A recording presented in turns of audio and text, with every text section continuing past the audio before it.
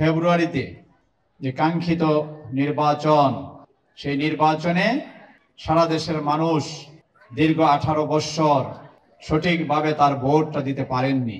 সেই ভোট দেওয়ার জন্য সবাই অধীর আগ্রহে রয়েছেন। বিএনপির ভারপ্রাপ্ত চেয়ারম্যান বলেছেন, আসেন আমরা সকল ভেদাভেদ ভুলে একটি সরকার, সেই যে সরকার এই ছাত্র জনতার আন্দোলনের পর এদেশ ছেড়ে পালিয়েছেন, হাজার হাজার কোটি টাকা লুটপাট করে তাদের বড় বড় নেতারা এই উত্তরায় বহু বড় বড় বিল্ডিং খোঁজ নিলে দেখা যাবে তাদের নামে সব তাদের পরিবার অনেকে নিয়ে পালিয়েছেন, পরিবার ছাড়াও অনেকে পালিয়েছেন। যে দলগুলা দীর্ঘ 16 বছর 18 বছর কষ্ট করেছেন, অনেক মানুষ এদেশে হয়েছে, লক্ষ মামলা হয়েছে বিএনপি সহ বিভিন্ন রাজনৈতিক দলের নামে, সকলে মিলে একটি সুন্দর সরকার আমরা গঠন করি।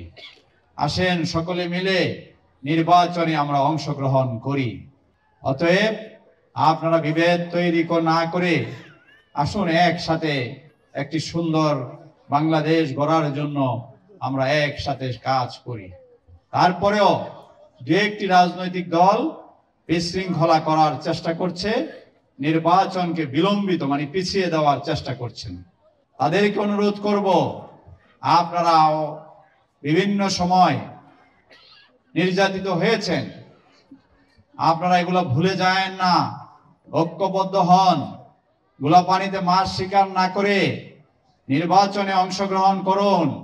যথা সময়ে নির্বাচন ইনশাআল্লাহ বাংলাদেশে হবে। যে সকল অন্যায়, জুলুম, অরাজকতা, বিশৃঙ্খলা হয়েছে, সেই সকল কিছু অতীতকে ভুলে গিয়ে একটি সুন্দর বাংলাদেশ বিএনপি গঠন করবে ইনশাআল্লাহ। আপনারা খালেদা জিয়ার জন্য দোয়া করবেন। একজন মা, আমাদের প্রিয় নেত্রী, যাকে 6 বৎসর বন্দী করে রেখেছিলেন শেখ হাসিনার সরকার, আজকে সেই কারণেই এই জুলুম, এই অত্যাচার এবং কত মানুষ অত্যাচারিত হয়েছেন, বাড়িঘর ভেঙে ফেলা হয়েছে, আমাদের নামে 100-র উপরে মামলা, অনেকের, আমারও 2টা মামলা সাজা, অনেক নেতাকর্মী 16 বছর 18 বছর বাড়িতে থাকতে পারে নাই, সন্তান সংসার সবকিছু ফেলে আমরা পালিয়েছিলাম।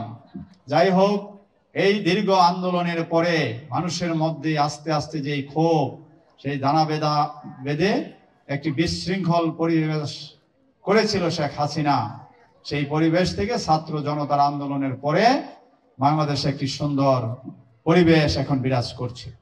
সমাজে কোথায় অন্যায় হয়, অরাজকতা হয়, কোন লোক অথবা ব্যক্তি যদি দলের নাম ব্যবহার করে, কোন ছাত্রদের নাম ব্যবহার করে বিশৃঙ্খলা সমাজে করতে চায়, তাদেরকে আপনারা ঐক্যবদ্ধভাবে মোকাবেলা করবেন, ধরে ফেলবেন অন্যায়কারীকে।